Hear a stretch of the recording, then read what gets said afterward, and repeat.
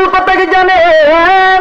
আমার বাবা যখন ইন্তেকাল করছে কিছুক্ষণ পরে তাকায় দেখি আমার বাবার চেহারাটা শুকুরের চেহারার মতো হয়ে গেছে। শুকুরের চেহারার মতো হয়ে যাওয়ার পরে আমি আমার বাবার লাশটার এই যে কাপড় দিয়ে ডাইকা দিছি। ডাইকা দেওয়ার পরে আমি এমন একটা মুসিবতের ভিতরে পড়ে গেছি। এই বন্ধু এবার যুবক কান্দে আর কই হুজুর আমি এমন একটা মুসিবতের ভিতরে পড়ে গেলাম, আমার বাবার লাশটারে আমি কারো কাছে বলতে পারতেছি না, আমি কারো কাছে শেয়ারও করতে পারতেছি না, আমি কাউকে জানাইতেও পারতেছি না, কারণ বাবার চেহারাটা শুকুরের চেহারার মতো হয়ে গেছে। এখন যদি আমি মানুষের সাথে বলি তাহলে বলবে বাবাও ছিল হারামি, পুতো হয়ে গেছে হারামি, এর মেয়েরা ফেলা।